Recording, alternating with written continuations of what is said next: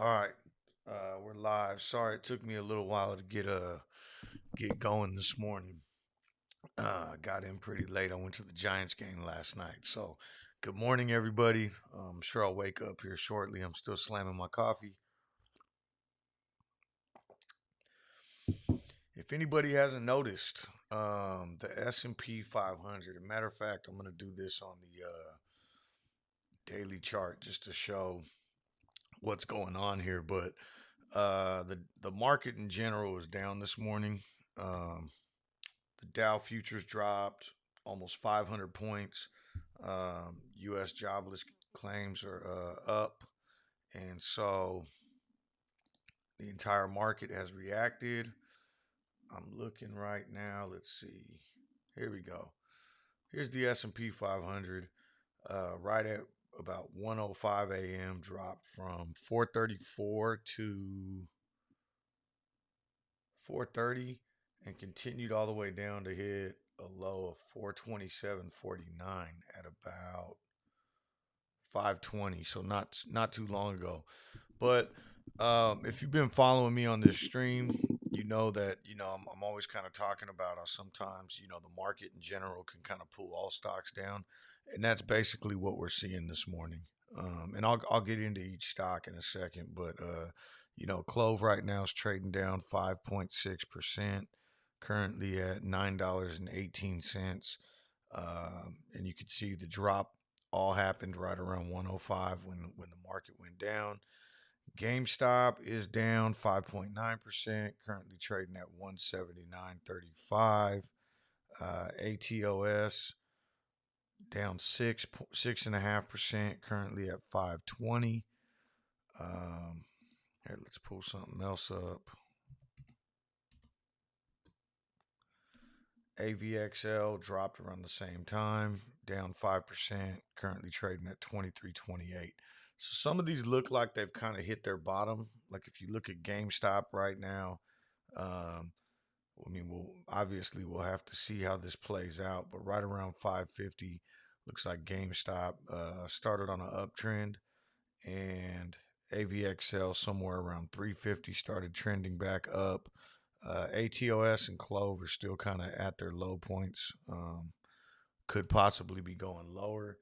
Looking around the markets, BNGO down 6%, currently at 590.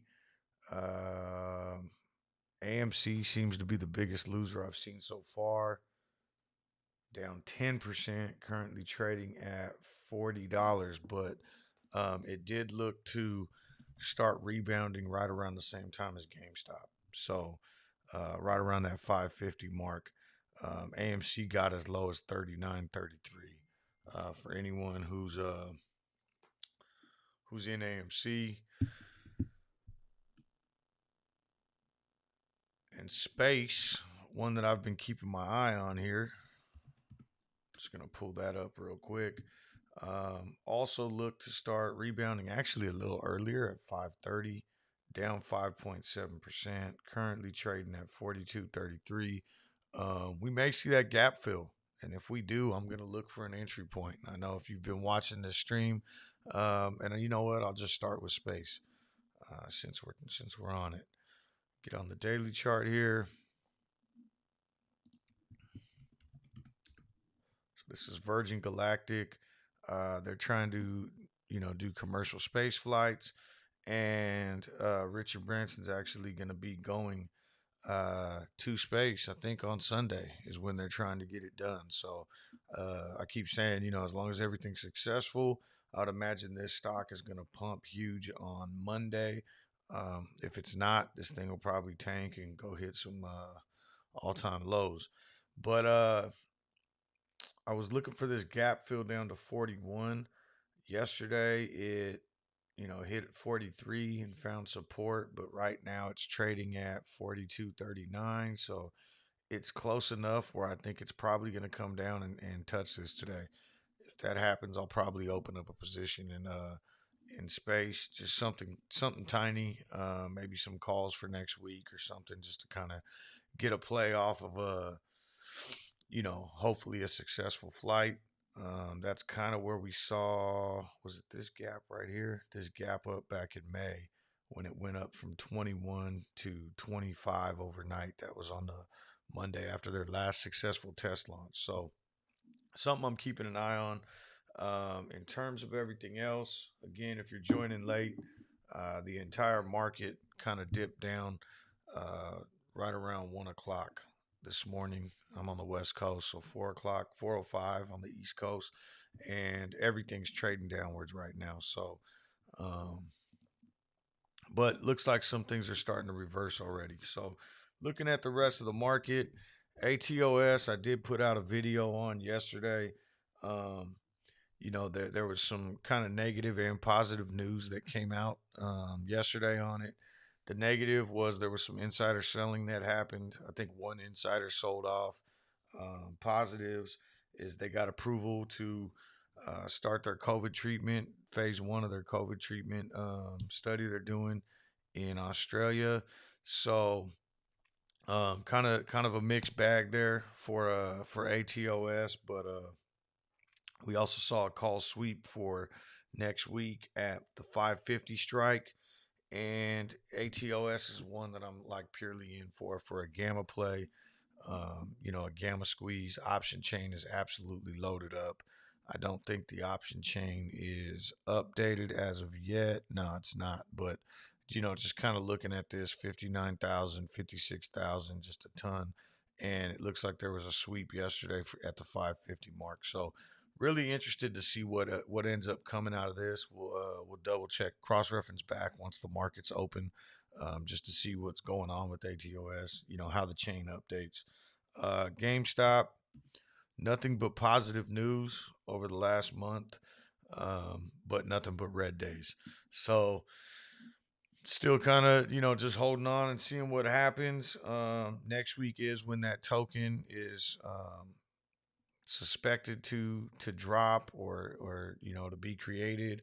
There's an NFT token out there that it can be found on the GameStop website. No news from the company in terms of what they're going to do with it. They did open a fulfillment center 2 days ago. They made an announcement for the West Coast in Reno, and again, the stock just continues to kind of tumble downwards. So highly manipulated. It's just something that's part of it.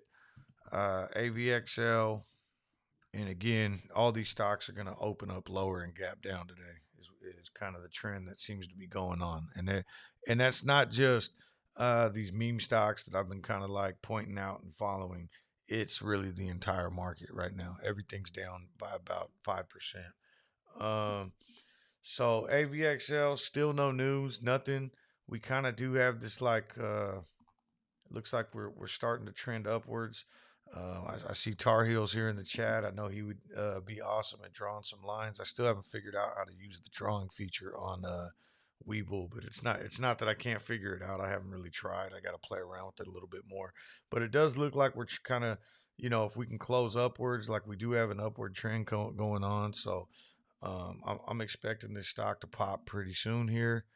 BNGO.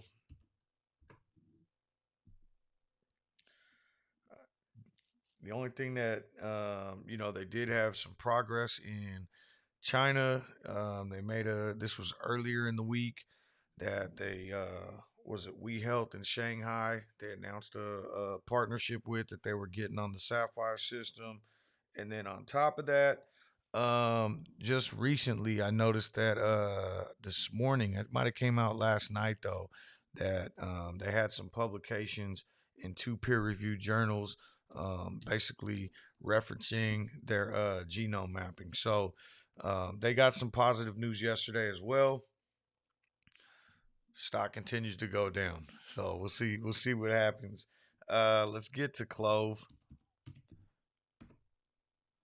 No news here either. In terms of anything new, they did announce the partnership with Walmart in terms of supplying groceries for customers, and there was all that FUD with the share lockup. I think we're kind of moving past that now. Today being Thursday, I'm expecting that at some point here we'll kind of hear something in terms of who sold or who didn't, and um, Yesterday we kind of held the line a little bit, but I feel like all that's kind of out the door now because everything's gapping down. But yesterday we were able to kind of hold above this 960 level. The day before it was 10 is kind of the level that we were able to hold against. We have been seeing a ton of support.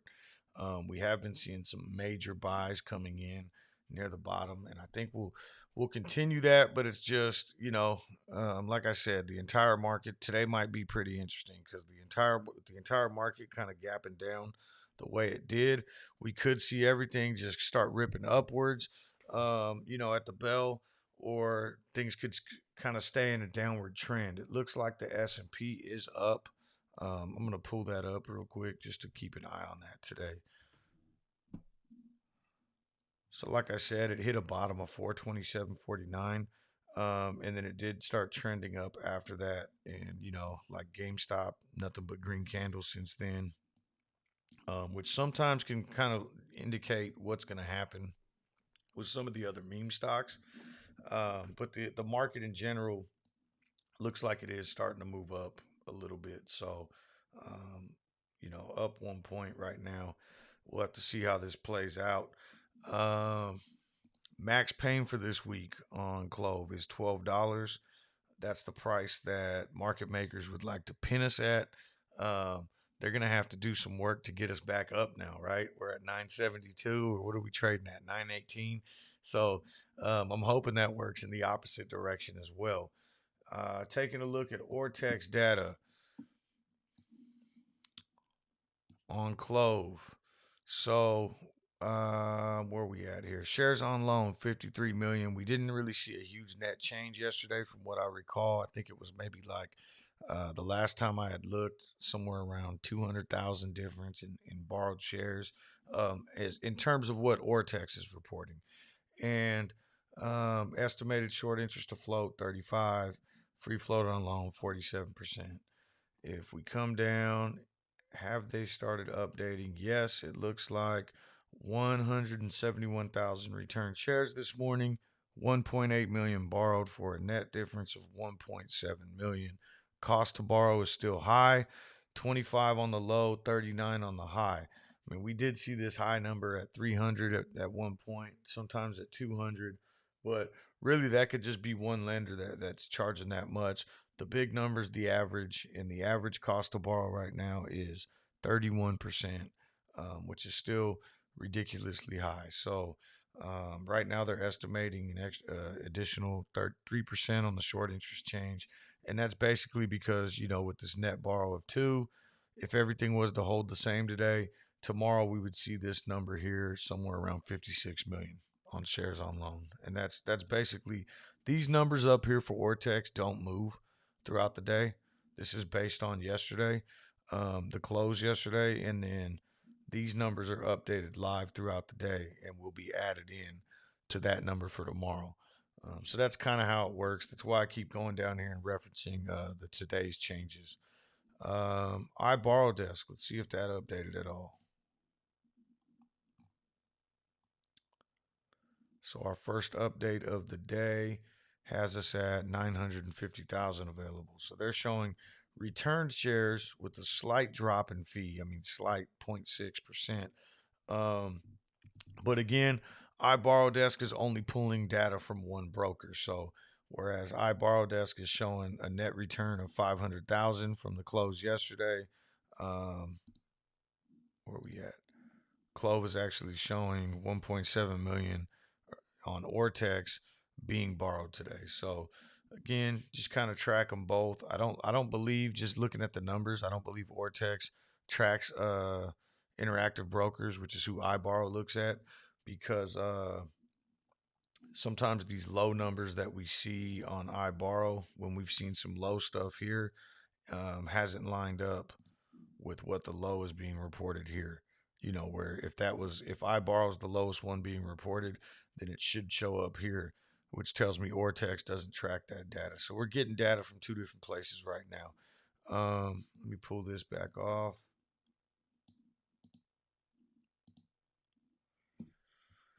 And I'll take a look at the chat real quick just to see. Sorry guys, I'm still getting used to this mic too. Figuring out where to place it so that I can kind of see my screen and everything. If you're just joining us though, and I'm going to show this again just because I don't want people to freak out.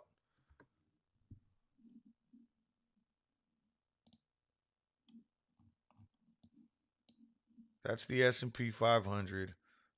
Dropped down significantly this morning, and everything's trading lower. I mean, if I pull up, let's see, Apple. There we go. Apple was at 144 and dropped down to 141 right at 1:05 a.m. You know, um, Amazon, took a big hit right at 10. I'm not even gonna try to say those four-digit numbers right now. I'm a little tired still finishing my coffee. I did go. I went to the Giants game last night. It was a 6:45 start, and I think we got home a little close to midnight. So, um, still waking up. But yeah, the so it's the market in general, and that's why I kind of pull up these blue chip, Disney, same thing, was trading at 173. It's actually still trending downwards at 169, 170 right now, hit a low of 169.40. So it's happening across the board. It's not just the meme stocks, it's not just CLOV, it's not just, the highly shorted stocks. We are getting hit a little bit harder. Disney's down 1%. Amazon down 1.5%. Apple down 1.78.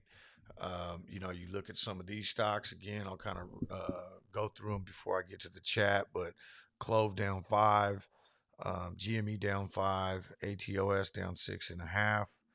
And just taking a look over here, like I said, AMC seems to be the biggest loser that I've seen so far, down 9.5. AVXL down 5, BNGO down 6. And what else are we looking at right now? Space is down 5. Um, there was one that I wanted to pull up here.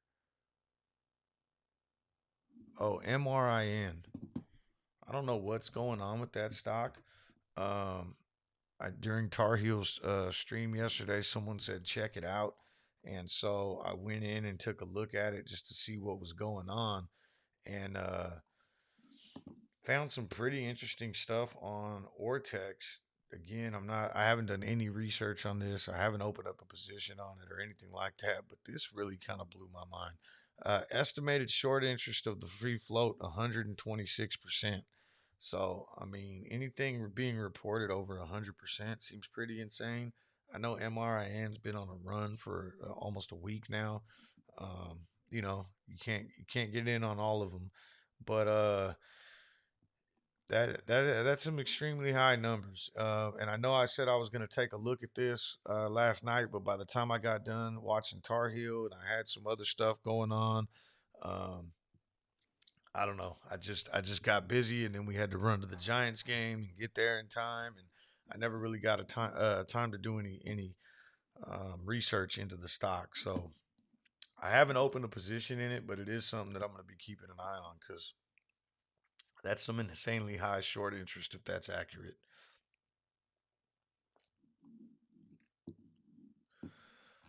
All right, let's see here. I'm just going to start from the top. What a rough after hours. Absolutely. Co creator, let's go. Glad to see you back. Good morning, Chef Daddy. Co creator said his wife's going to be pissed. He loaded 300 more to buy this amazing fire sale. Hope you average down below 12 today, then hold until we skyrocket to the moon. Um, X rated says space to 100 by Monday. Yeah, like I said, I'm keeping an eye on that one because, and really, honestly, I mean, even if it doesn't gap down to that 41, I think, maybe just grabbing a couple calls on there just in case. I wouldn't want to load up too heavily with shares. Those are the kind of the plays where I definitely go options. And the reason is, even if options are expensive, let's say you buy 100 shares right now of space trading at $42. That's going to cost you $4,200, right? And so let's say, God forbid there's some sort of crash or something terrible happens on this test launch, or even just a failure to launch, but something even worse than that. Um, and this stock on Monday morning could open up at $10. You just turned 4,200 into 1,000. Um, you know, and then on the flip side, if you go in and buy some calls, even if they're expensive, you could buy, an at the money call. I'm just gonna look at this right now while we're sitting here talking. You can buy an at the money call right now for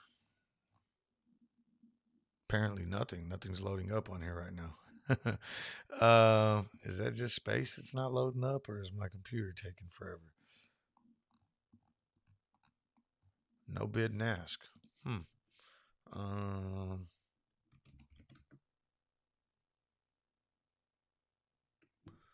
well, it's not opening up anywhere. But I want to continue with what I was saying, so I'm going to pull it up over here on my Charles Schwab. And at the money call for next week is $6. So $43 strike is $6. So it would cost you basically $600 to control 100 shares. And really this play on space, if when I do make one, if I do, and I don't even know if I'm going at the money. I'm going to take a look at it more tonight, or after the stream, and kind of figure it out. But I am going to put something in there on there, because if it's successful, I could see this thing really taking off. Maybe hitting 100, maybe just getting up to 60 or 70, whatever it is, and that's going to give you the price action of 100 shares, but for $600. And God forbid something does happen in the negative sense, the most you can lose is 600, right?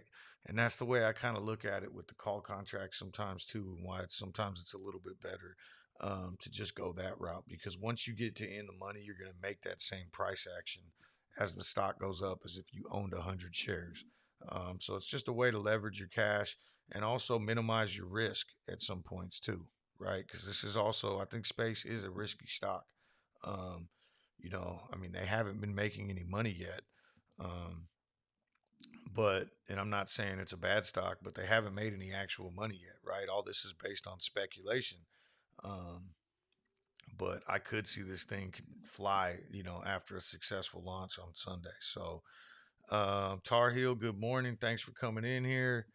You guys getting your coffee. Thanks for reminding me. I got to finish this cup. All right. Um, Killed a cup already, getting ready to burn some powder. Jason, good morning. Ego, I hope I'm saying that right. Good morning. Nice to see you in here. Um, Target short sellers. Where's the bottom on CLOV so I could buy more? And again, anybody who hasn't checked it out, TSS in here also has a YouTube channel that's been covering some CLOV stuff. I believe in Belgium. Let me know if I'm wrong. Um, but check it out. And if I am, please correct me in the chat. Good morning. Good morning. Yeah, Justin. I don't know if you got in here late, and I know I'm catching up on these the chat, but it's the whole market. It's not just CLOV. He says, "Geez, CLOV, when could we catch a break?" Good morning, Michael. Nice being back in here.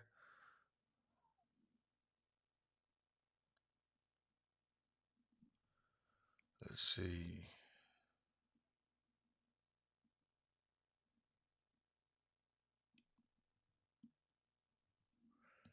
Oh, you know what? It's funny you mentioned that. Yeah, I don't honestly. I've been getting beat up this week. So Chef says, "Did you get in the scraper at the Giants game? Saw your video yesterday and looked like you had some scrapes."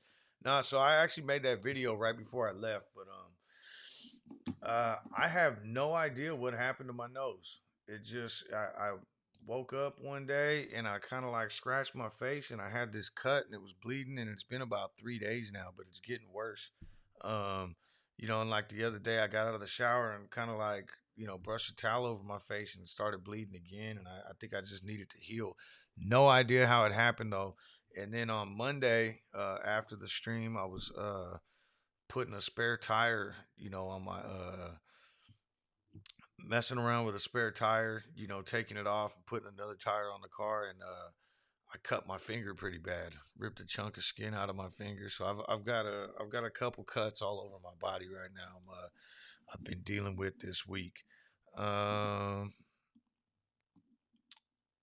can you look at Ortex for carve? Where'd my pen go? I'm gonna write that down, and I'll get to that in a second. As soon as I finish catching up on these before the market opens.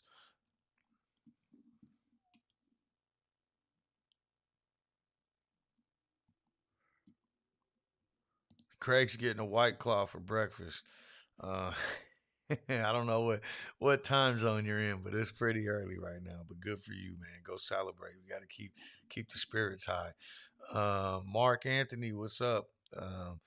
Again, thanks for joining. Wow, it looks like space is rocketing on this early. Let me see here. I'm gonna keep the spy up right now, just so we can kind of keep an eye on what the market is doing. Um, so we are at the opening bell. Looks like CLOV right beforehand went up and hit 950. Currently trading at 920. I don't even know if I should look at my portfolio right now. And yeah, it looks terrible. Um, more red. Let's see if we can pop out of this. Get that bacon flavored White Claw. I'm assuming that's a joke, but that would be insane. Michael says, "Ain't no laws when drinking the claws." Let's see here.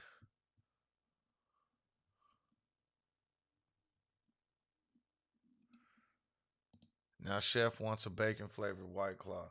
You know what?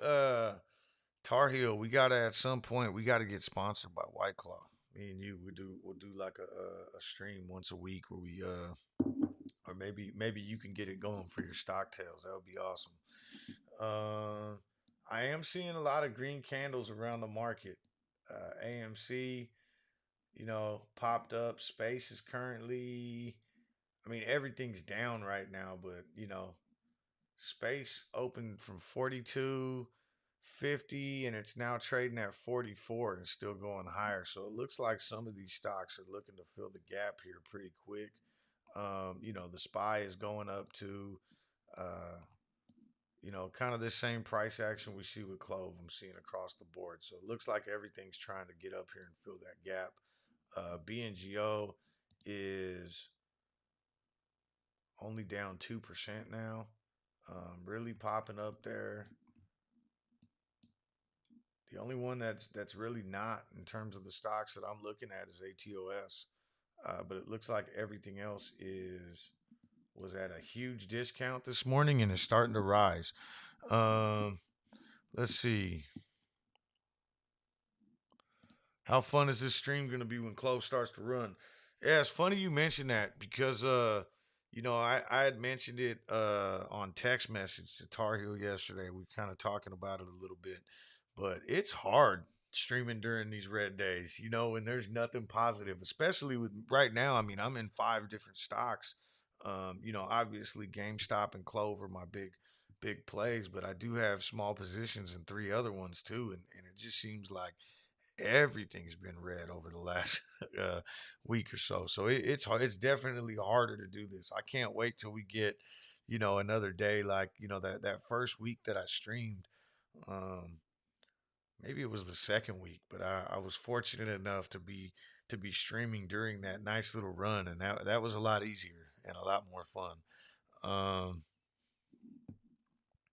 let's see here.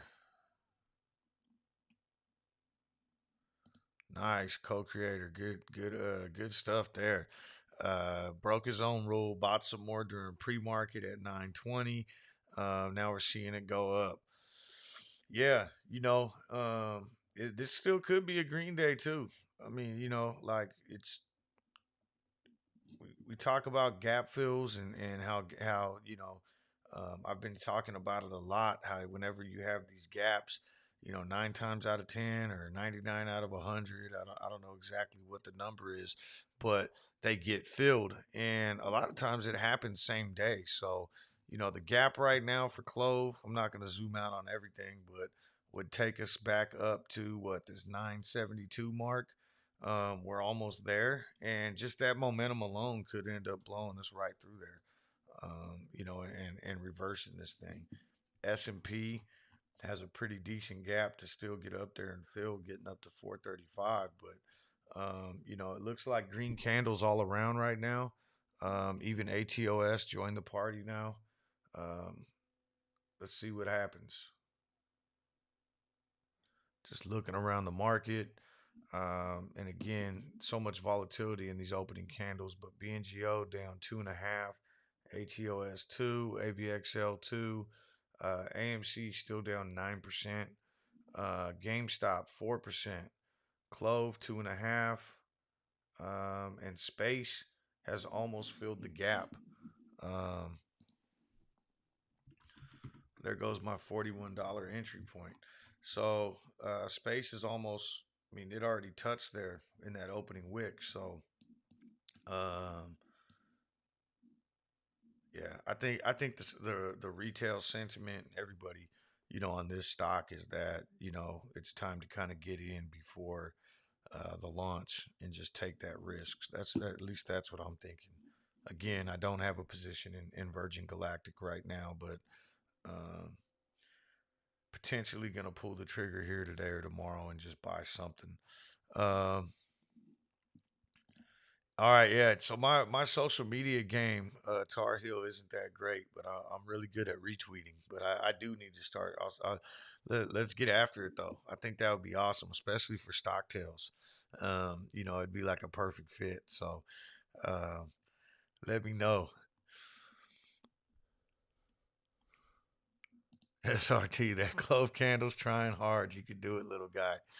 Absolutely. Um,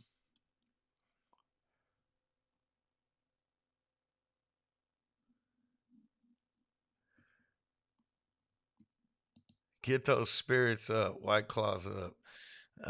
Let's see here.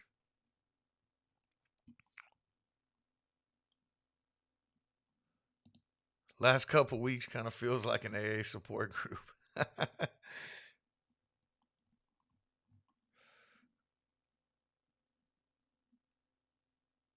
Let's see here. Michael says 40 plus people in here should equal 40 plus likes for the coach. Show love and appreciate. Thank you. I appreciate it too. Um, again, anyone who's in here brand new too. Um, I cover GameStop and Clove for the most part, but I also jump in on other stuff occasionally. Clove and GameStop are my two biggest plays, but I have a small position on ATOS that I'm looking for a gamma squeeze on. That would happen before July 16th. Kind of more of a long term position in BNGO. I do think it's going to try to go test 15 at some point here. Probably not by August 20th, which is what I was originally thinking when it was trading near $9. But I do have a long term position in there. And AVXL, I kind of have a very, very minor position in that. I just think it's going to continue to keep running here at some point. Um, but yeah, so I kind of, and then I also look at other stocks too. So if you have anything you want me to take a look at, I'm not looking to really get into anything else because watching five is already hard enough. But I'll definitely always give my opinion on something. Also, so I stream every morning 6 a.m. to 8 a.m. Just kind of like the pre-market and first hour and a half of the market. I was doing Power Hour for a while, but kind of passed it on now. Tar Heel Blue's gonna be picking up all the Power Hour, and I'll be on there watching. Hopefully one day I'll jump on his stream too. I know he is gonna have Wall Street Bet Degenerate. I hope I'm saying that, not saying the wrong person, but he's gonna have him on his stock tails on Friday tomorrow afternoon. Um, for Power Hour. So anyone who's interested, check it out. Should be a lot of fun. Um,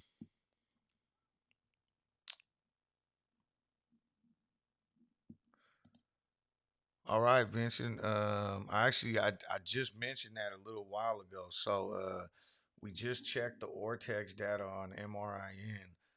I don't have a position in it, but someone actually called that out on Tar Heels Power Hour yesterday, and so I took a look at it. And we did pull up the Ortex data on it, and right now it is showing estimated short interest at 126, um, which is extremely high. So, not sure if that's some sort of data error or if that's true. I am going to try to do a little bit more research on that after today's stream because if that is true, that's some insane numbers. Um,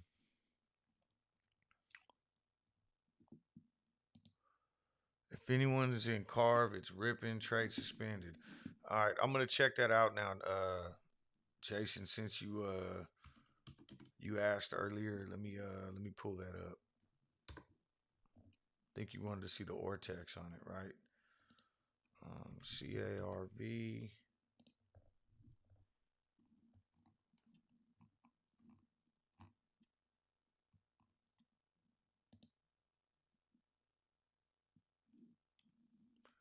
I mean, it's fairly high.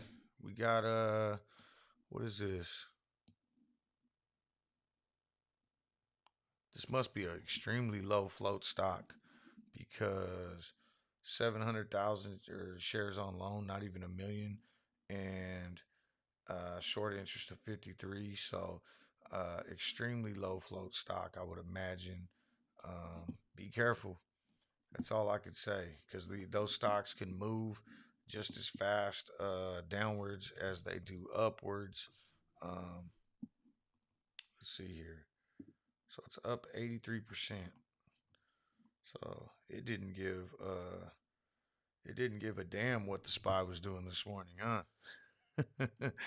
um, so yeah, I mean it's moving. Like I said, just be careful in those low float ones. For sure. Why did I pull the SPY back up? Let's see.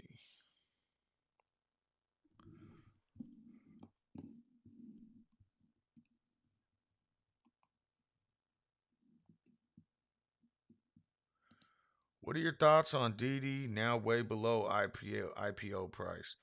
You know,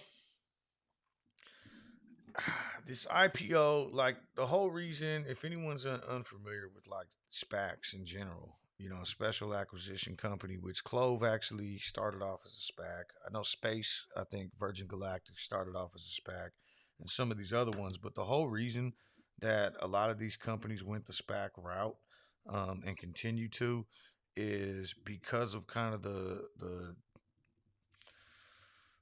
garbage that goes along with these IPOs, right? So, with the traditional IPO way that things are handled, it's like, insiders and institutions and everybody get a chance to get at the stock before it actually hits the market.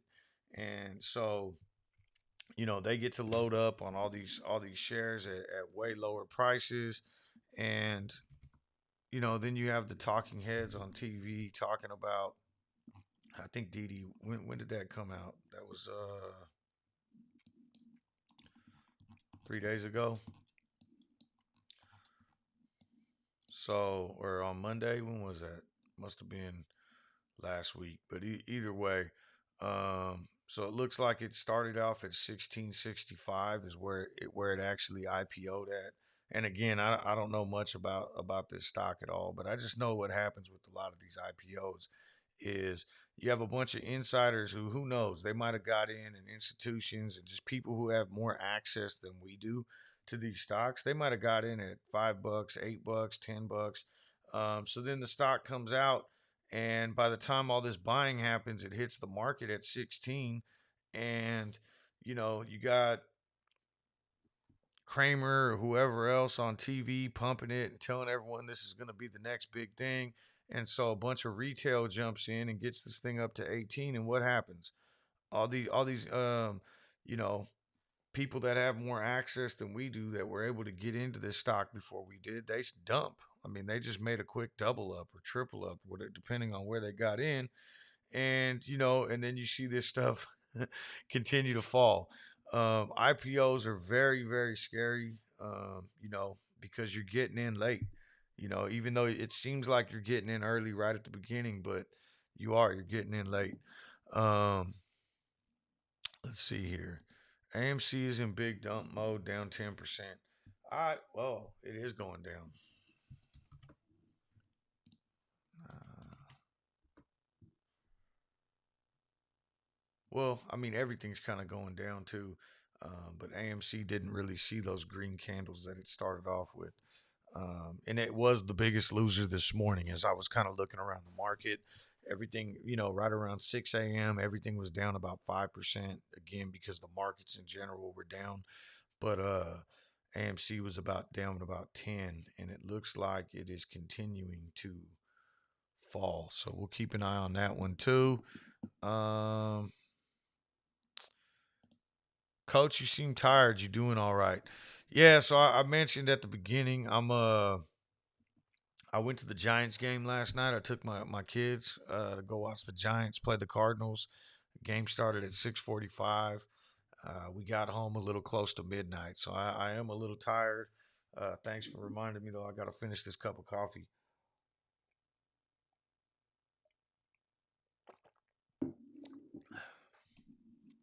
Let's see here. Tar Heels real quiet today, post birthday hangover. Could be. I think I actually talked to him last night though, and I think he ended up staying home. He said there was a storm or something happening out there. So, um, but yeah, who knows?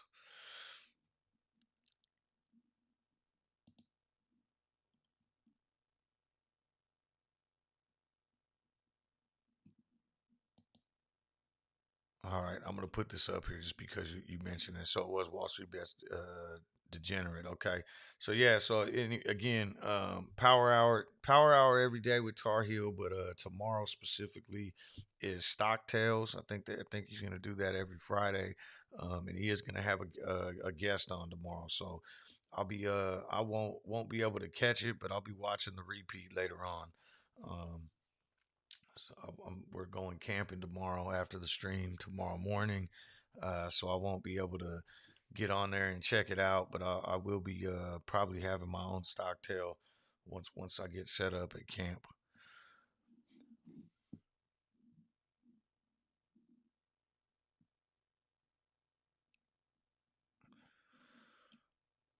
So let's see here. I just want to look around the markets and kind of see what's going on. The S&P is continuing to kind of go down, and I'm going to keep bringing that up because I want to see, it is going to kind of determine, I think, what the entire market. So the low point for the S&P this morning in pre-market was 427.49, and it's approaching that again. It did go down and hit 427.61 a little while ago. But if the markets continue to fall, I would imagine we're going to see everything continue to fall. We'd really like to probably see, the S&P get back above, probably break this where it gapped down to, break this level of like 431 at least, and get up here again. If it continues to trend downwards, we're going to see that happen with everything. That's usually the way this works. Um, CLOV is trading above VWAP right now. If we can get this candle pushed back up and stay up there, we might be able to see an upward trend. ATOS kind of doing the same thing. GameStop, on the other hand, hitting resistance at VWAP. So just looking around again, CLOV down 3% right now, trading at 940. GME, GameStop, been trading down for a while now. It's really killing the portfolio, but down 5%, trading at 180.89. ATOS down almost 4%, 535. Would really like to see that hold VWAP and maybe start to reverse. Um, BNGO down 3.8, trading at $6. Um, I guess the big winner so far in terms of the ones that I'm looking at is space. Space is actually back up on the day, um, or I guess flat. So it's filled the gap. It's trading at right around $45 right now, and it's holding. So um,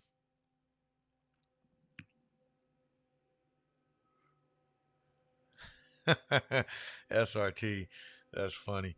The club gave us just the tip and then went to sleep. Um, if we break up over $10 today, I'll be sipping whiskey tonight. That sounds good, co-creator.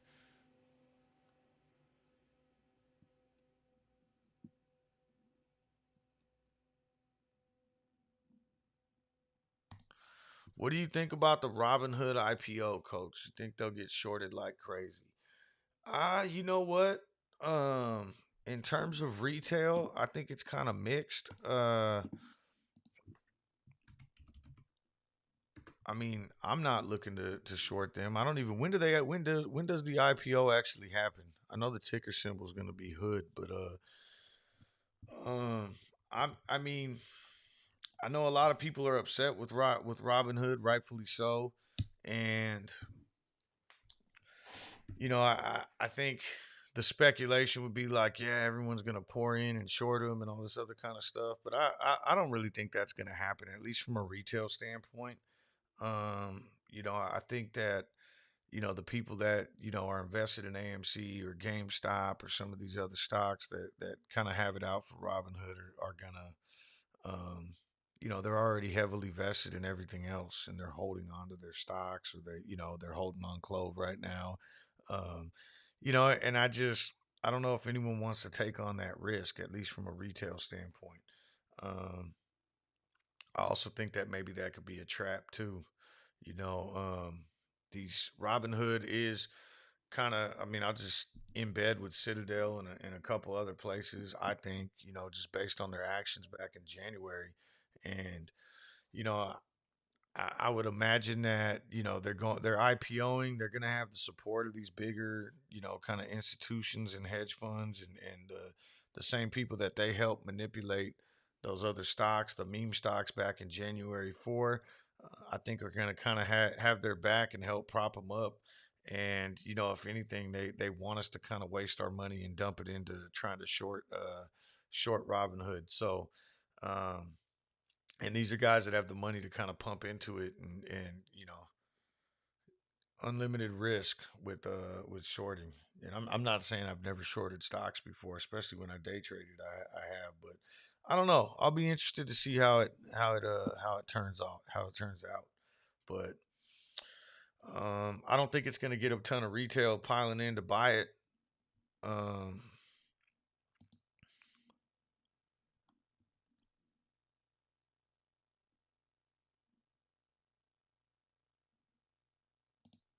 Michael says there's nothing about Robinhood I trust. Yeah, that's kind of how I feel too. Like if there was ever gonna be some sort of trap, like hey, everybody let's short this stock and pile in and jump on, and then all of a sudden, stop losses work the same way, especially with retail. And if everybody's piling in and throwing in a short position, thinking that you're gonna hurt Robinhood, then you're gonna see some big whales come in and push that price up a couple of dollars, and now all of a sudden the thing's gonna skyrocket. I mean, that's one scenario how it could play out, but I mean, I could also see it hitting the IPO and just getting the rug pulled from under it too and falling. I don't know. Robinhood being publicly traded just shows how much criminal activity is in the U.S. stock market. Yeah, I mean, after just everything that's happened, yeah, and then being able to come out and IPO and all this other stuff, I agree. Um, Nobody talking about the Bitcoin crash. Is Bitcoin down right now? I haven't even looked this morning. I don't have any money in crypto right now. Bitcoin was one. Oh, it's down to 32,000. Bitcoin was one that I was consistently just kind of investing in. Um, and not a huge amount, but I'd say over the last couple years, just every once in a while, throw a couple $100 in. But that's it for crypto. I think actually Tar Heel, I think it was you that said it on one of these streams I was watching recently. Someone was just talking about think about all the manipulation that happens in the stock market. And the stock market is regulated. And then if you take a look at, the crypto markets have no regulation. So I'm sure there's even more manipulation going on in there. That's not my quote. I want to say I heard that on a Tar Heel stream. It could have been someone else's though, but it really resonated too. I mean, the crypto markets are probably more dangerous than the stock market or anything right now. A lot of money to be made. I know I have a buddy in San Diego who's he's been making a ton. I got a lot of other friends who made some money on a lot of these other crypto tokens out there and Dogecoin and some of these other ones. I never really dabble in it. So let's see. Robinhood idiots are moving a huge headquarter to Charlotte. Yeah, I think their main office isn't too far from where I'm at, from what I remember during the whole like deal in January and all that kind of stuff, and reading on all the subreddits, and people were flying airplanes around and putting banners up and all kinds of other stuff. But I think Robinhood wasn't too far from me in Northern California. I could be completely wrong. Um, Narwhal says, "End of the dip, we're moving up." I sure hope so. I really do hope so. The highest we hit this morning was 958. Would love to see us break above that and hold a candle above that. But even right now, that last candle that we had at 954 was the highest we were able to hold on the day. So that would be pretty significant to kind of still see this thing keep pumping up. I know GameStop looks like it's now trending upwards at 185. Um, ATOS is looking to hold VWAP, and the SPY just had a huge major green candle while I was sitting there rambling on about crypto. So the SPY has went above VWAP now, and it looks like maybe we are kind of trending in the other direction. So let's see how this goes. Just looking around the markets, at the other ones, BNGO also only down 1% now. Candles all look very similar. Um, you know, three green, two red, and now two greens, and it seems to be kind of the case with almost everything. AVXL on its way up, and AMC is starting to pop. I'm going to put that one up there because I know earlier we were talking about how AMC seemed to be kind of trading on its own downwards. I mean, it's still down 6% on the day, but it's gaining a lot of it back. At one point, when it was down here below 40, it was, I think, down 12%. So things are coming back. Seems like everything's popping back up. Space is still the big winner, almost up 2% now on the day, approaching $47. So I'm not going to get that cheap entry point I was looking for.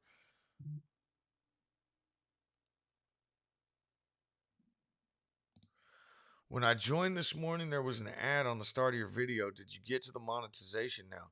You know what? I have to check. So, I'll just address that right now.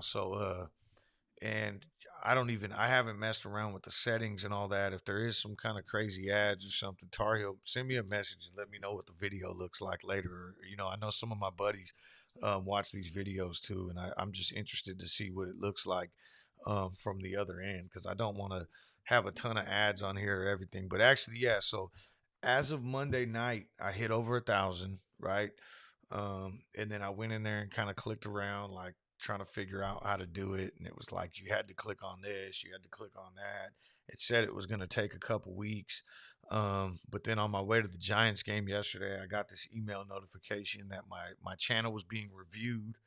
Um, and then I did wake up this morning kind of late and groggy. Got back late from the Giants game last night, but I did have a notification that it was all set up now. So I have no idea what it looks like on your guys' ends. If you get a bunch of ads and commercials and it's driving you crazy, let me know and I'll figure out a way to maybe slow it down or something.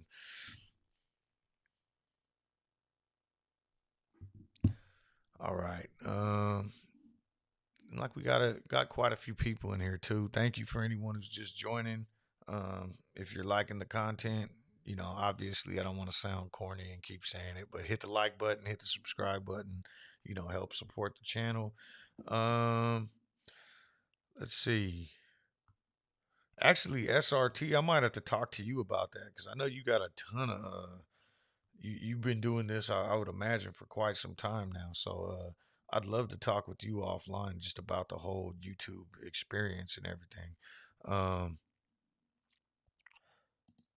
Ross Lowe, Safe Moon crypto, I heard will be better than Bitcoin in the future, and it's cheap right now. I've heard a little bit about Safe Moon. I know there was something very interesting going on with that one where what was it? It's like if you own it and then you sell it, they dock you, right? So I think the way that I kind of understand that, and I do have some friends who are in it, and I might look at even just getting in because it does seem like something where you can get in at a very early stage and maybe be. I know with some of those cryptos, guys get in it and they're like, hold on, I'm gonna write that down real quick, SRT, so that I get that. So it's RTS, not SRT, or was that misspelled? Oh, okay, I see it right there. You said not SRT.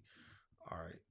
I'm gonna hit you up after this stream just so maybe we could because I'd love to get your input on some of this stuff and see if I'm doing it right and all that.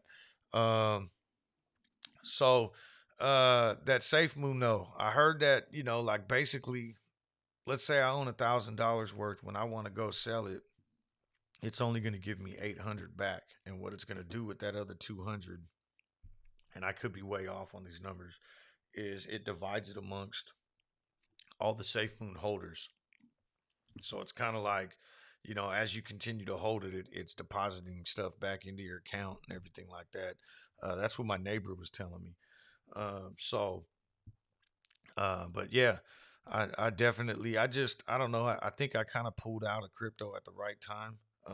Not intentionally, but I did kind of cash out like my Bitcoin. Like I was saying, I was Bitcoin's one that I think is probably the most trustworthy out of all of them. I still kind of stand by that. But you know, I think I didn't get out at the top, but I think I sold my Bitcoin somewhere around like maybe 45,000. And I didn't even own a whole coin. It was just, every couple months I'd maybe add a couple hundred in. And, I think I had up to like maybe 6, 7,000 in at the time. But that would probably only be worth God, I can't even do the math. I'm too tired this morning. Sorry.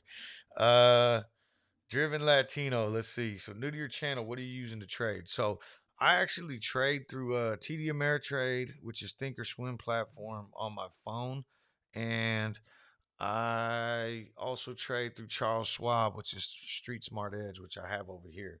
I can't use my Thinkorswim during the streams; it just slows down too much. But what you're looking at right now is Weeble. So this is the Weeble app, but I'm not actually trading through it. I'm just using it. I pay for the, to get this level 2 and all that stuff, but I haven't put any money in it yet. So I still have my Street Smart Edge over here, just because I'm so familiar with it, and I really am starting to get used to the way they do options on there, and really starting to like it. At some point, I'll probably end up. Um, Canceling either my TD or my Charles Schwab, and maybe not canceling, but maybe turning one of those into more of a long term investment account and just start using this to trade since I'm on here and I'm really starting to get comfortable with it.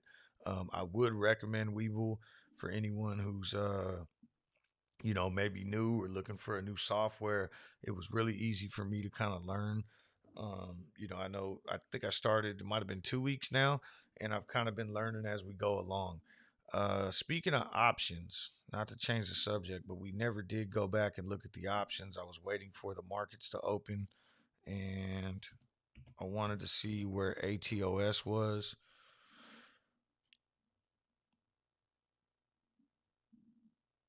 So yeah, we still have this huge potential here for the gamma squeeze. What I'm looking at is 30,000 here.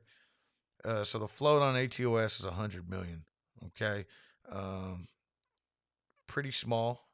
And, especially when you consider all this volume in the options chain and the open interest here, um, doesn't really start getting decent until here. So at the $5 strike, which only has a 0.63 delta right now, you got 14,000 net differential. And then at 550 strike, 15,000 net differential. At the $6 strike, we have still a 24,000. At $7.50, we have 50,000. That's insane. I don't know how else to put it. $9 strike, 55,000. So there's definitely a potential here for a gamma squeeze. Nothing's changed. That could happen anytime between now and July 16th, or it could not happen at all. Um, you know, these things don't always happen, even though the setup exists. Um, just fixing this real quick. Anyone watching these stocks while we're looking. I've been seeing a lot of talk about gamma squeezes, on the subreddit. And I'm not saying one won't happen. Watch, I'll probably say one won't happen and then it'll actually happen. But um, I don't see the same setup that we saw in recent weeks, with expirations. Although now that I'm looking at this, and I guess what I want to point out is, yeah, there's 11,000 calls here at the $10 strike, but there's 10,000 puts, so we're not going to see the hedging happening there. At the $11, I'm looking at Clove now. By the way, I know some of you guys are on phones and aren't actually able to see this stuff. But at the $11 strike, there is a 5,000 difference. At the $12 strike, there's only a 2,000 difference. So while these numbers may seem huge, you also got to look at the puts and see what's on the other side offsetting, because that does a lot for the delta hedging. So we did see a call sweep, I think, at the $14 strike. So that's huge. But the problem is we got to get to 14. This is for Friday. Um, I wouldn't expect to see like a gamma squeeze of any sort this week. Hopefully, I'm wrong. Um, July 16th now, and then moving forward in the option chain, things get to be a little more interesting. But again, kind of got to get past this $11 mark, 3,000 difference there. Um, but then the puts outweigh the calls at the 12. So it really isn't until 13 that things start to heat up. And if I could pull up my notes from yesterday, I'm not going to go through the entire option chain right now, but I did go through and look at the significant strike prices throughout the option chain. And so, like for July 16th, 13 was a big one. We're outweighing by 7,000 there. And then for August 20th, I don't have it pulled up, but the 1250 strike and the $14 strike were pretty big. And then in November and December, it was the $15 strike. And all of them have huge open interest at 20 across the board. And the reason that I bring up all of them is because they all play a factor. Like, just because there's a July 9th expiration tomorrow doesn't mean that, I mean, all the delta hedging still kicks in all the way down the chain. So, that 1250 strike from August is going to help outweigh puts for tomorrow even. Um, but there are a lot of puts in these lower numbers right now that I think we need to get past there before we start talking gamma squeeze. Um,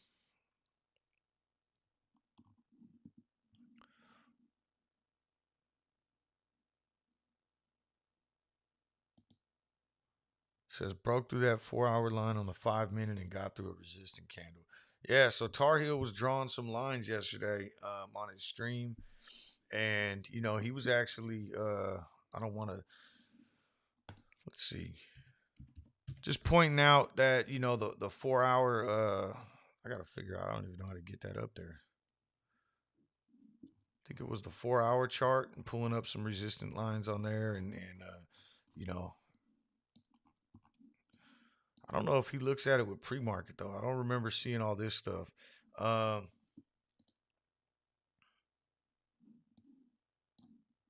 yeah, I'm not even gonna attempt this right now. I'm too tired.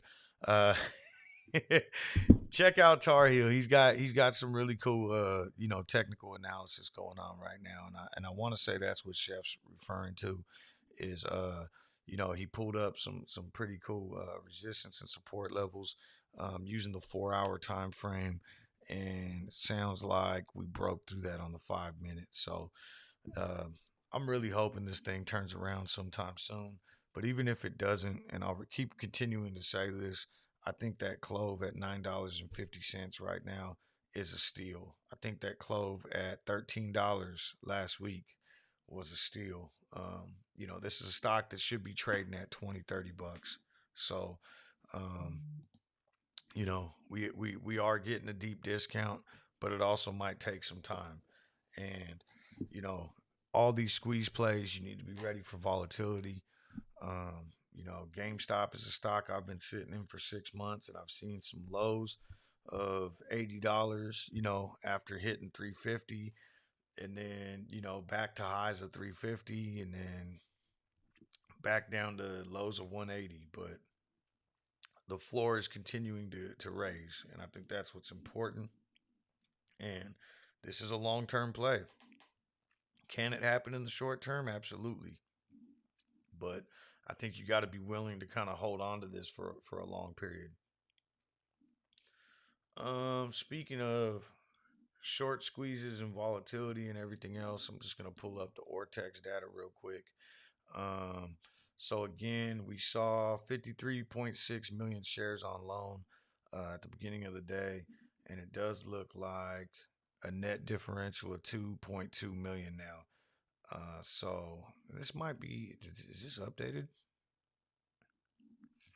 Might be what we were looking at earlier, um, which will basically put us at somewhere around 56 million. Yeah, so not a huge change there from when we looked earlier this morning. iBorrow desk looks like what 50,000 were returned and then borrowed back out. No real difference there. 29% on the borrow fee. Um, Things look like they're heading back up though, but we got to dig ourselves out of a hole. ATOS finally in the positive, up 4 cents now on the day, so it filled its gap, pretty nicely. Would like to see that one start heading green. I would love for this gamma squeeze to kick off so I could buy up this clove dip. And clove is almost there. We're down 8 cents on the day. We get that 8 cents, and we will be able to basically we will have filled the gap and maybe, or now I guess 11 cents, but we're at 962. If we can get up there and cross that threshold, we might be ready to start going positive on the day. GameStop still needs to recover by about $3.96.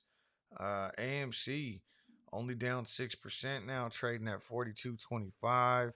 Just take a look at the broader market. The S&P 500 is still down by about $5, which is very significant for the S&P 500 for it to be down $5, $5.50 on the day. So it still has some work to do. So it is, I will say this: us getting back here to almost flat and even, or like ATOS being in the positive now, and the market is still trading down, is very positive. I'm sure if we look at, I'm just going to check out Apple real quick. These stocks are still trading lower. Um, they haven't recovered at all. They're looking, exactly like the SPY, still sitting at that huge gap. So, um, not bad at all. I know the big winner for the stocks I'm watching so far has been space. I mean, it's up 5% on the day. So it started with this gap and blew past it, and now it's trading upwards. Hopefully it's leading the pack, and we can start seeing that kind of action with clove and some of these other ones. But I really think this has a lot to do with the launch that's coming on Sunday too, and people jumping into this in anticipation of Branson going to space. I keep wanting to say to the moon, but I think that's just from all the short squeeze talk and everyone saying going to the moon. But I keep wanting to say Branson's going to the moon. But right. Just looking. So BNGO actually, I might have to look at my portfolio now. It looks like everything's kind of recovering a little.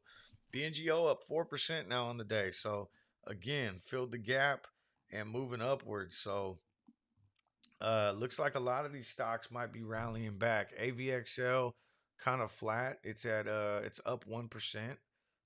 It is heading back up, and everything else I think we've been looking at here. I do have MRIN tagged as one that I'm very intrigued with.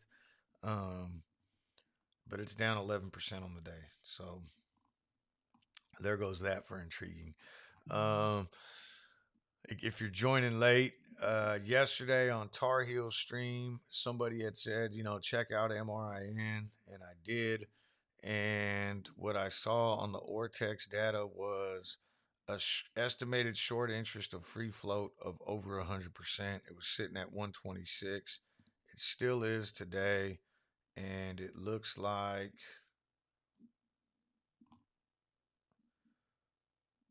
the short interest change is going to go up even from there, and this is going to be at 134% short interest. So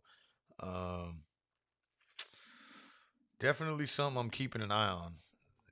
No position in it right now, but let's see.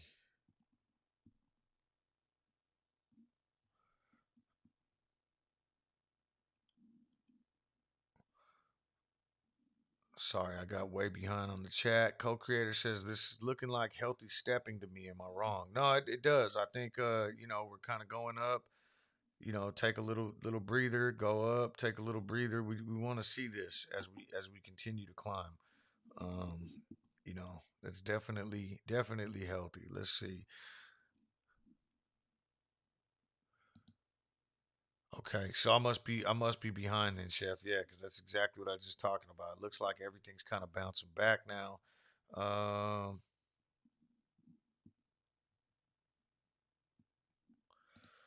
Will you keep us posted on your possible space play? So, I mean, I'll just go over it right now. I mean, I'm not in any position, capital wise to open up a new position right now, but I might try to free up something or maybe even make a deposit and get into something tomorrow. But I mean, the way this thing is ripping right now, I'm just going to pull up the daily chart real quick just so we can see. Looks like the best opportunity might have been this morning, when we opened down here at 43. But I mean, really, I think if that launch is successful, you're gonna see this thing gap up and blow past 57 on Monday morning. So, um, for me, and I kind of talked about this, before earlier in the show, but basically what I'm looking at is if if I'm gonna do this, and I probably am, um, you know, I'll just make this comparison. 100 shares in space right now is going to cost you 4,800, right? So, because it's or 4,700. But let's say the damn rocket launches or crashes or something, and it has a bad launch. This stock can drop down to, let's say $30 a share, $20 a share, and now, your 4,800 just turned into 2 grand or 3 grand. I mean, you're losing 1,800 bucks. So in this type of play, where it's kind of like it can go any way, it really can. But if it's successful, you're looking at like a huge rocket. I would say, you know, because you're banking on the news that's going to happen over the weekend and the play on Monday. So I would be looking somewhere, man, when we were talking about this earlier, the $43 strike was $6. So yeah. But I would just be looking at something like kind of like right at the money, and yeah, that's expensive for an option right now, but just think about like the difference, right? So we were talking about 100 shares costing you 4,700 bucks, but if you went right in here and got the $48 strike, it costs you $600. And if it doesn't happen, you lose 600 bucks. If it does, you're getting the price action of a dollar for dollar movement. So, as this thing continues to roll into the money, let's say it ends up going to like 57 bucks. This stock, this is going to be worth almost $16, so 1600. And every time it goes up a buck after that, as the delta increases, you're basically going to get dollar for dollar movement. For every dollar it ends up in the money. So that I would think that'd probably be my play if I wanted to throw less money at it. Um, Even less than, like, let's say like 600. I do think that if this happens, you'll probably see it hit above this all time high, or the all time high is back here at 63. The recent high is 57. Um, I don't know about this 125 and stuff. If you were to get somewhere in here, that's $37 a contract. You're just banking on playing the movement, right? So, but these are pretty cheap.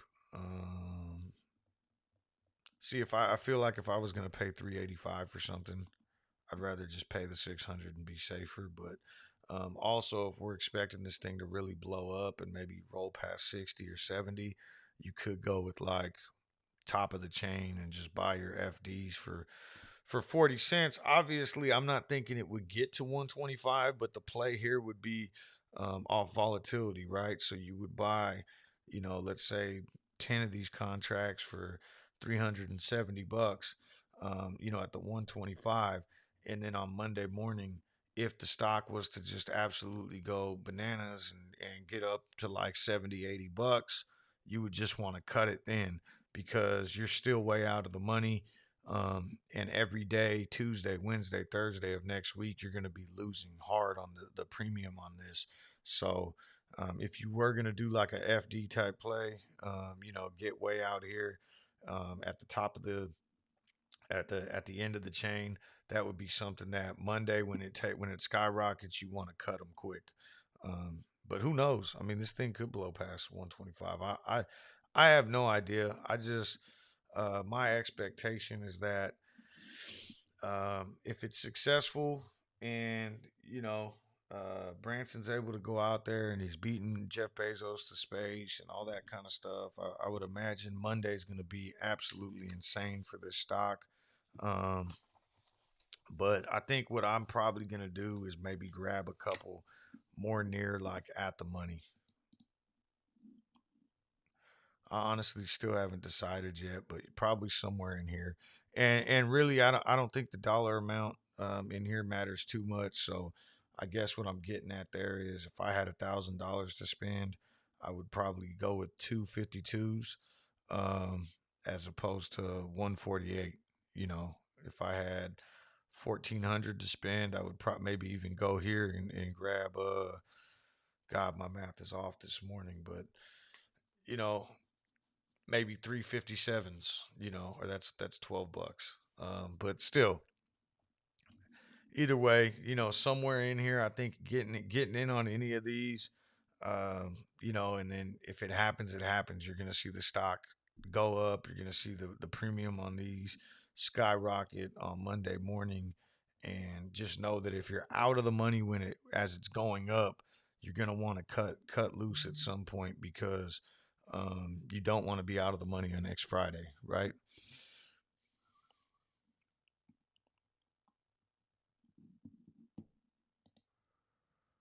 Co-creator, absolutely correct. That's why I'm pulling this up here. Can't emphasize enough. Clover Health is a good company. Everything else aside, I believe in the future of this company and their vision. Yeah, I mean, I keep talking about how fundamentally this company should be trading at, what I keep raising it, or not keep, but I was so used to saying 20 to 27 bucks, but then after they did their most recent expansion of their geographic footprint, almost doubled. I think the new math came out to somewhere around 30 to $35. But even on the low end, if you say 20 to 27, and that's right now, that's not future growth, that's now what they're worth. You can get in, and this stock is worth 2 to 3 times worth what it's trading at right now. And then just the overall possibilities of this company as they continue to grow and expand. I mean, there's so much room for them. The United States, I think right now they're only in what, 12 or 13 states. They're only operating in 209 counties, throughout the whole US. So there's a lot of room for expansion and growth. The recent partnership or announcement with Walmart, I think is going to be huge in terms of making them more of a major player up there with Humana and some of the other ones. And I think that this company has a lot of room for growth, and that's not even including the Clover Assistant, which is basically kind of makes them more of like a technology type company and a disruptor in the medical insurance industry. And I just I agree with you 100%. I think that this stock's going to be trading in the hundreds down the road. I can't put a time frame on it, but if you just bought and held this stock and never looked back, 5 years from now, 3 years from now, however long it might be, you're looking at 20 times multiples, in my opinion. Um, and then there's the short term squeeze possibility. So that's why I really can't emphasize enough. And I'm glad you put that in the chat because a co-creator's not even here. I just read he said he had to bounce. But either way, um, because it's like I keep talking about this, but I think that in terms of an entry point for a squeeze play. Like if you're joining and maybe you feel like you missed out on some of the other plays and you're not you don't know what you want to get into, you're not going to be a bag holder with Clove. That's my opinion at least. You get in at $9.50 right now, even if you bought in last week at $13. It If you hold long enough, even if a squeeze never happens, this stock should be trading at, $30 right now. So eventually it's going to get there. And as the company continues to progress and grow and expand, that number is going to go up. So once it starts trading closer to fundamentals, even if a squeeze never happens, you stand to have a pretty decent investment on your hand. And then the squeeze is just a little bit extra, right? Like if in the next couple months, weeks, days, all of a sudden this thing pops to like $100 or $75, you could sell, take a nice profit, and then I would still come back and invest in this company if it dropped back down after the squeeze to like $20 because I believe in the long term potential of it.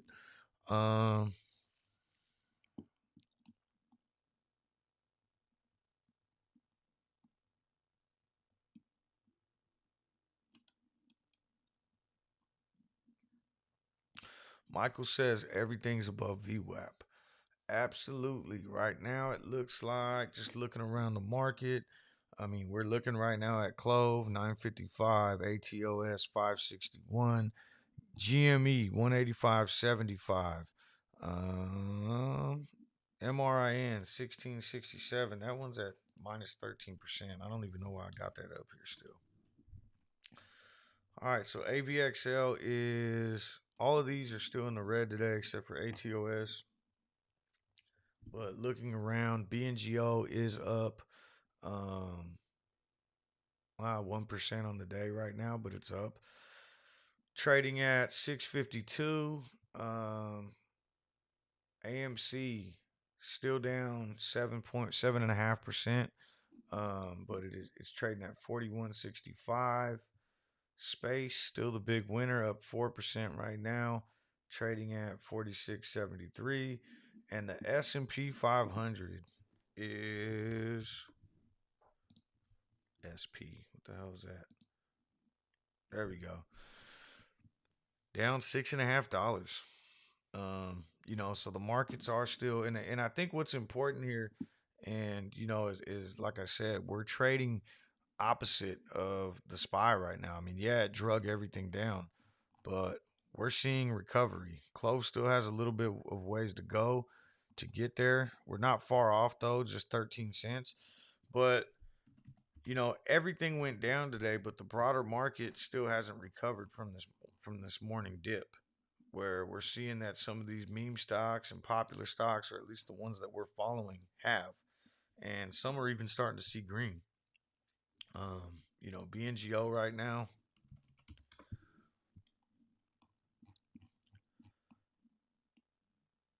passed the gap down and is running higher today. And I really think that this day is going to end up being positive. I feel like we've gotten past the point of, kind of tracking with the S&P and the broader market, and we are trending upwards. So I'm really excited to kind of see. We got about a half hour left on this stream, but I can't wait to see where we're at by the time we jump on Tar Heel for Power Hour. I think we potentially we could be breaking through 10. Yo, coach, take Clove to the moon. I hope so. Um, I'm not doing nothing. I'm just sitting here watching with the rest of you guys with my new fancy microphone. But I'm absolutely in, and I'll be riding right along with you.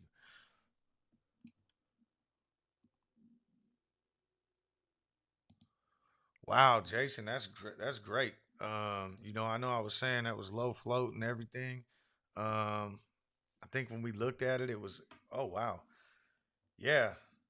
When we looked, it was trading right around 25 bucks or something, and now it's at 38. Uh, what's the deal with that?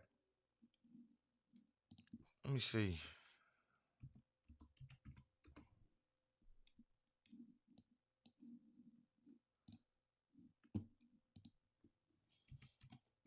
Some sort of, I don't even know what the hell this company is.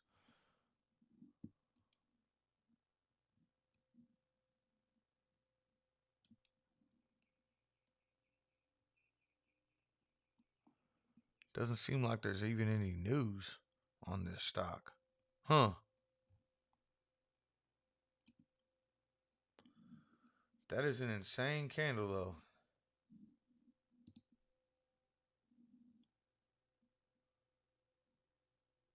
Low float stocks. I mean, they could do it, and especially when you got 67. I'll just pull this up real quick. We had looked at this earlier. 67% of the free float on loan, 58% short interest. Um, it looks like shorts are covering now too. Uh, Not much, but a difference of 12% short interest. Yeah. And it's hard to like look at these numbers when I'm used to looking at bigger numbers, but 92,000 shares have been returned. Um, and it looks like there's, yeah, so that's pretty significant. There's 727,000 shares on loan earlier today, and 92,000 have been returned. So, um, almost what, like 15%, something like that. So, hey, I'm glad to see you making some money, my man. Um,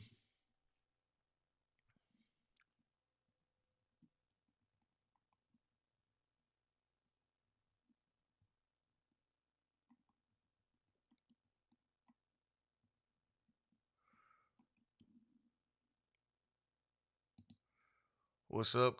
Morning. Hope to see your spirits high today. Right on. Thank you for joining Soft Bunnies. I know I've seen you in here before. Yeah, I mean, I think if you're joining a little late, we talked about the entire markets. Kind of started dipping today, and you know, we're actually recovering quite well with a lot of the stocks, at least that I'm in. Clove, we're still down 1.5%. GameStop 1.5%, but BNGO rallied back nice. It's actually up 4.5 now. ATOS up 1% now, and AVXL got back to even. It's up 7 cents on the day. So, but just even looking around the markets, it looks like a lot of the meme stocks or popular stocks. A lot of stuff has been recovering. Some haven't yet, but we are looking to bounce back, and I do think that Clove's going to continue to move higher today.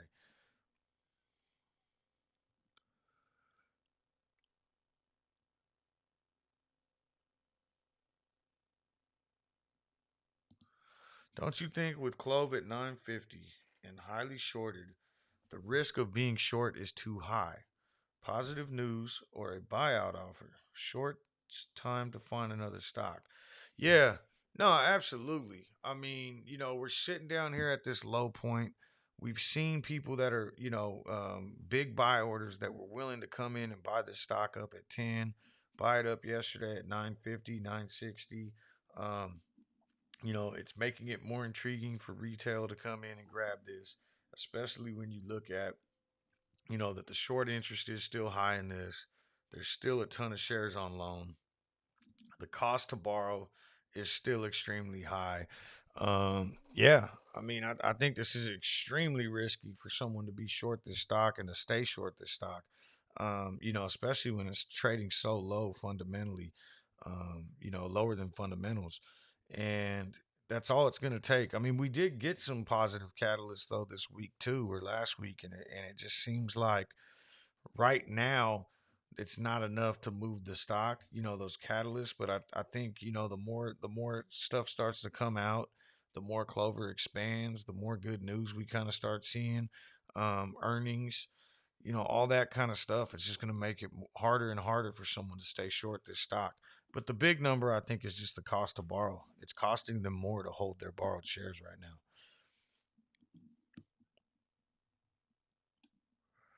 Let's see. Bionanogenomics is a good speculative play, said Kramer. Hey, if he could help pump my stock a little bit, I would appreciate it. But no, I think BNGO long term. I'm really, um, excited about this company in the long term. It's just, it was trading up back here. Um, I was really expecting it to start to run, and every time I feel like, then I thought maybe okay, we're filling this gap, and then it kind of got. We did fill the gap here, from where we gapped up a couple weeks ago, and it just kind of got drug in with all this other, just the markets kind of, being down in general. But we are trending back up right now. I'm really hoping we can, for a while we were trading in this channel where we were finding support, kind of at 7 and resistance at 8, and then we broke out of it. I have no clue why. There was no negative news. All they've been doing is positive catalysts and announcing more news. Their Sapphire system, I do think, is going to be a disruptor in, the whole, like, um, cancer research, all that good stuff. They used it for COVID research. It's their genome mapping that they have, and that they could do with this Sapphire system. I think is going to be a game changer. It's just a matter of, I don't know. They just they have the potential for these little catalysts all the time. What I've noticed when I watch this stock is, sometimes you'll wake up and it'll be 4 in the morning, and some new lab in whatever country, state, wherever, just purchased the Sapphire system, and so now they're expanding some more. Or like today, they're getting talked about in some peer reviewed journals about their genome mapping, and the great things it can do. So I really think that this is a stock that has the potential to explode. It's just gonna take some time too.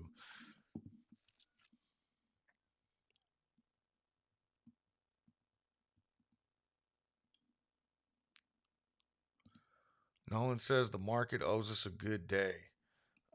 Absolutely. Nice fancy mic. Yeah, I hope it sounds good too. I know, I was getting some complaints like, "Hey, you're talking too low," like especially on mornings like today where I was like half awake and still starting to get up and get going, as the day wears on. And so I looked around, and I actually have a friend who does a podcast, and he recommended this mic. Is it Rode? Rode is the brand, but he said, like that's kind of the best mic out there, at least, or the best brand, I guess. And so I grabbed one of those, and I ended up having to get some other stuff too. I'm thinking I'm gonna order this mic and just plug it in to my computer, and no, it has an XLR cable, so I needed to get this little box to plug the XLR in, and then USB that to the computer. Didn't come with the stand, so I kind of learned the hard way, but I figured it all out, and I finally got it set up. Um, Nolan said he's gonna buy him 10 mics just like that. Hopefully, after we get this ATOS gamma squeeze, we'll be able to afford some mics and more clove.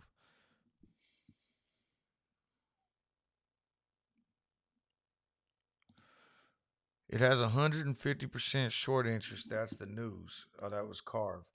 Um, Right now it's showing 67% or 53 percent on loans. So maybe that was previously. I'm not sure if that's what you're talking about with Carve, but I couldn't I don't know.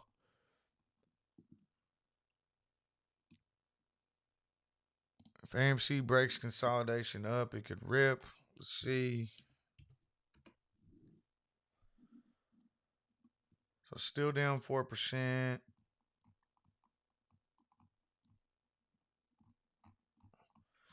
Yeah. What's the volume like today on AMC? I just think today's kind of one of those weird days though, where I think a lot of the other stuff that you would normally look at, like volume or you know, it just everything trended down, everything gapped down this morning. Um,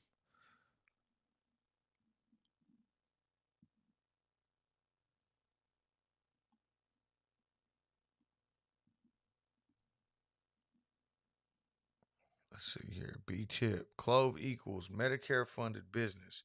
Among major players, Medicare expected to experience the fastest spending growth, 7.6%. Um, a year over from 2019 to 28 due to having the highest projected enrollment growth. Yeah, that's what I mean. This again, I think long term hold, long term investment with Clove. I really don't think you can go wrong here. Um, and again, the short squeeze potential is just kind of like icing on the cake or the cherry on top or however you want to put it. But and if the squeeze doesn't happen, I think you could sit pretty you know you can kind of sit here and feel like you're in a great stock that's got long term potential. Um, let's see. Carve exploded today. This could be Clove any day now. Yeah, I mean, with borrow fees what they are right now, and shortish interest being extremely high, and honestly, I'm just gonna put this out here too. I don't really understand. Um, maybe it's just me, but just back in January, short interest used to be the percentage, at least the way I understood it, the percentage of shares short relative to the free float. And that was my understanding. Like when GameStop was at 140%, that was insane because I'll just throw out an easy number. If you have 100 million shares in your free float, the most shares that should ever be short should be 100 million shares. But with GameStop, it was 140. So that meant that 140 million were there. These numbers aren't accurate, but I'm trying to show how you can get to 140%. So it didn't make sense, which would mean that there was, you know, more shares floating around than actually existed for people to buy back. And it seems like, some of these companies kind of change the way that they report what short interest actually is or what the definition of it is. And what I'm getting at is this. Um, so for instance, I think what is close free float right now? Let me see. I just want to pull up the exact, accurate number. Um, actually, you know what? I think I found this cool little thing in I don't know. I'm tired today. Like I said, I went to bed at midnight last night and I'm still waking up. But anyways, relative to the float, what I'm getting at is this. There's 47% of Clove being lent out right now, okay, of its free float. But it's showing that short interest is only 35. Okay, and then we'll just go to one of these other ones like MRIN. 41% of their free float. So you see the difference? Like there's actually more of the free float of Clove being lent out right now. Okay. But when you go to MRIN, 41% of the free float on loan. And yet they're showing their short interest at 126. So I'm not really sure what calculates into that. I'd love to kind of figure that out. I know cost to borrow is ridiculously high in this stock right now. And then if you look at Carve, 67% of the free float on loan, that's absolutely insane. That's means more of their free float is on loan than is on loan for Clove and on loan for MRIN or any of these other stocks, and then their short interest is lower. It's reporting it at 53. So um, that short interest number, I'd love if anyone has an explanation, or maybe it's too much. But to get back to what you're saying, Deonta, and I hope I'm saying that correctly, is yeah, it could. With these short squeeze plays, it could happen at any day, or it could take months. And it's just one of those things that there's a lot of factors that go into it. Obviously the options chain can help with the potential for gamma squeezes to drive prices up and get people out. Retail interest can help. You get high volume days where all of a sudden millions and millions of new volume coming in, buying up a stock and forcing shorts out. Or it could just be major players on the other side, other hedge funds or institutional investors that come in and make big buys that drive shorts out. So any of those things could be factors. This could happen any day, but I also want to like temper my expectations, and I'm willing to hold Clove for the long haul, even without a squeeze. I'm not saying there won't be a squeeze, but I also don't want to, sell anyone on something that could not potentially happen, right? Or might take months. Um, it really could. So, GameStop has been going on for months. AMC's been going on for months. It's or it could happen tomorrow. Kramer had a lot of nice things to say about AMC CEO. My ears almost exploded.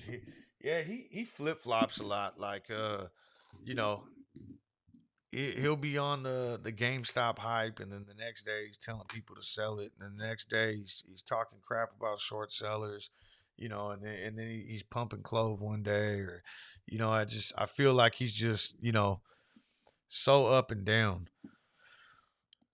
D Worm, MRIN juicing now. Yeah, I know D Worm. You're the one that pointed out the MRIN one the other day. Let's see where we're at. Yeah, it looks like maybe it is potentially looking to bounce back right now. Um, I wish I had some of that in my portfolio. Actually, it looks like my BN no, that's just on the day. I was gonna say it looks like my BNGO is finally at a profit, but nah, that's just today. um, all right, let's see here. Deontay. Okay. All right, I got you. Um, like no other stock. I feel like with Clove, I'm an investor, not just a buyer. Absolutely. Absolutely. Um, let's see, Jason. I invested in Clove before I even knew what a gamma squeeze was. Yeah, my story's a little bit different. And I'm sure you guys probably know this if you've been following the channel, but I first stumbled across Clove, kind of how I stumbled across ATOS now. It was for the potential of a gamma squeeze. I saw that, this is back in April, that, the option chain was set up. And usually when I see big numbers in the option chain, like high 20,000, 30,000 open interest, to me, that tells me that there's some big money coming in. And I'll start to do a little bit more research, and those plays don't always work out, and it actually didn't work out with my first Clove play. It that was right around the time of the second Hindenburg report, and right around the time of their previous earnings. And earnings were good, the setup was there, and then that Hindenburg tweet or report came out, and the gamma squeeze never kicked off. But I got into it, I think, with like 3 weeks up until the option expiration. And during that time, started visiting the Clove subreddit because someone had posted some of my videos in there. So I could see that there was videos coming from the Clove subreddit. And so that's how I found it. And then I started reading more and more about the stock, finding out about the stock, finding out about its potential as a long term investment. And really, after that first gamma squeeze, I basically opened up a long term position in Clove. and at the time I didn't see a potential for another gamma squeeze or a short squeeze or anything. It was like, I want to get in this stock because I think it's going to bounce back. And I mean, now, like I said, it's probably, between GameStop and Clove. At the time, GameStop was about 80% of my portfolio. Um, Now I'd say I'm 40% GameStop, 40% Clove, and just have another 20% sitting in there to play around with. So I'm about equal because I've been adding on to my Clove position over time. And I am a long term investor in Clove now. Obviously, if some sort of squeeze kicks off, short squeeze or whatever, I'll get out, but I'll be looking to get back in and reestablish that. How does the MRIN option chain look to you? Let's take a look at it. So I haven't even looked at it yet. Hmm.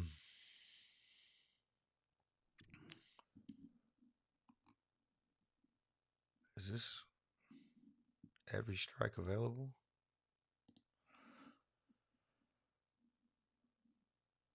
Not a ton of open interest right now. I mean, you got the 15. It looks pretty pricey, so I would imagine. Um, Let me pull this up on my Thinkorswim app just to see if I'm looking at something off.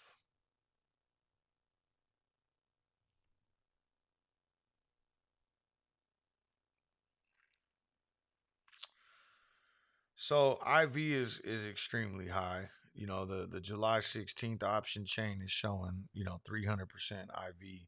IV in general for the entire chain is at 200%. But I mean, when you're talking about a stock that's moving like this, that's gonna happen. But not a ton of open interest. I see you're saying that it was just added this week. Volume doesn't seem relatively high either. Um, yeah, in terms of like gamma squeeze setup or anything like that, I don't really see it. But I mean, this stock's already moving like crazy to where if there really is that much short interest, I would imagine that um, that doesn't matter, right? Short start covering. And this is an extremely low float stock too, 10 million shares in general. So that also might be why you're seeing way less volume. So, putting that into perspective, 100 million. So it's 10 times less than what you would see with a stock like Clove or a stock like ATOS. So, that being said, 1,000 here on a 10 million float stock. Yeah. I mean, that's basically equivalent to 100,000 shares, which is like 10,000 shares or 10,000 open interest. That's volume right there. But, we'll have to see how this plays up. If it just opened up this week and we're looking at July 16th, I mean, I could see this option chain getting loaded up pretty heavily.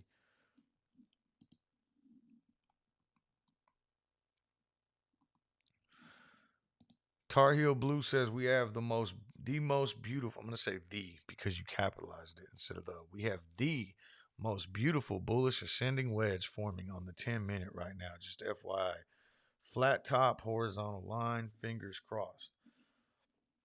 Let's see here. We're gonna go Clove, 10-minute.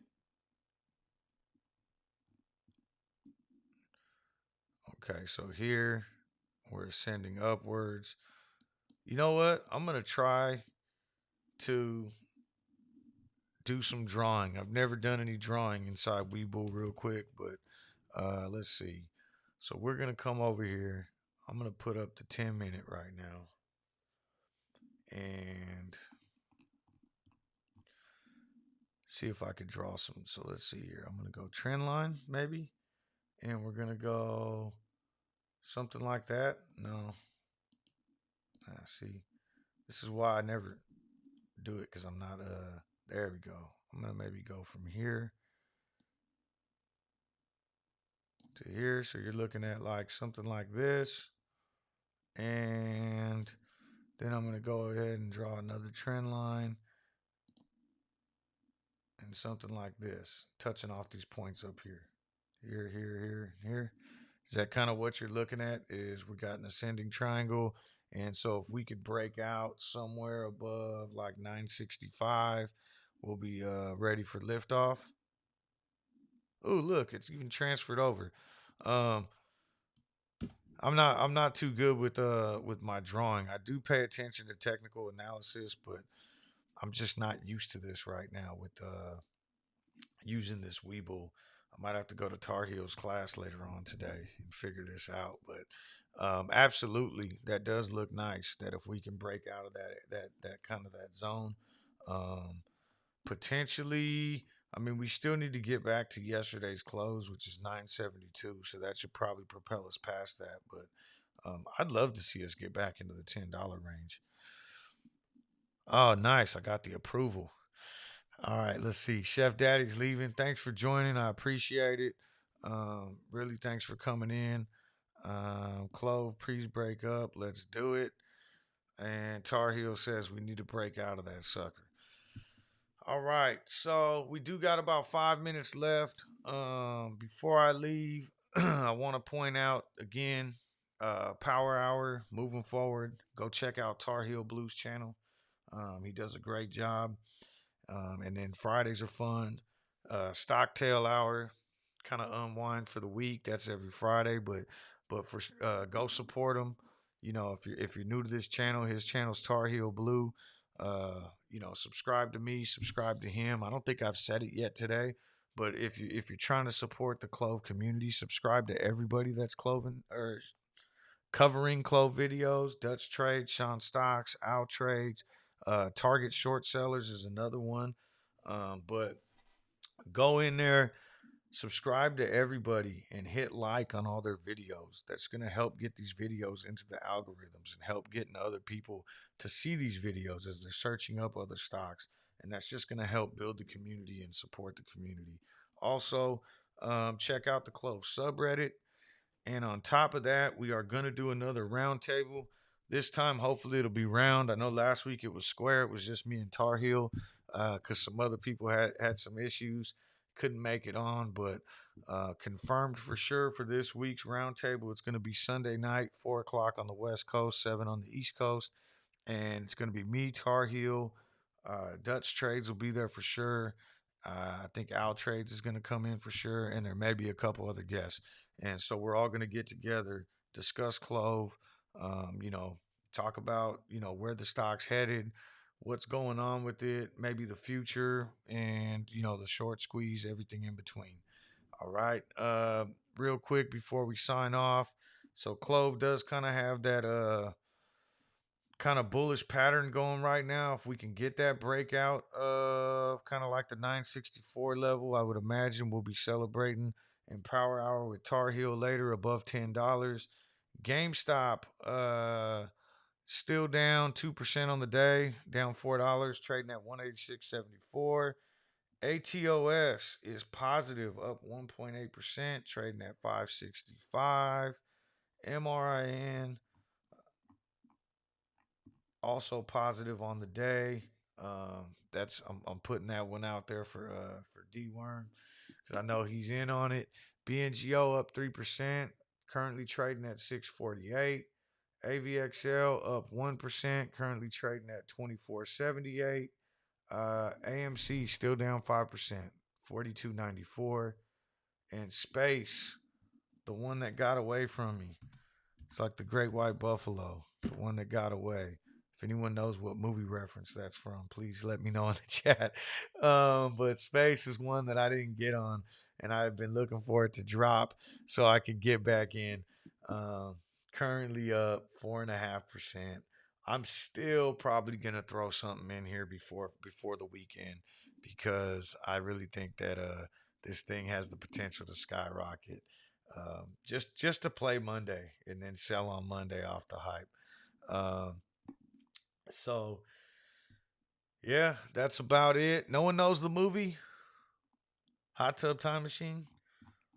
All right, uh, GM Clove Nation. Good morning, Clove Nation. I should have known that with the cup of coffee. My bad.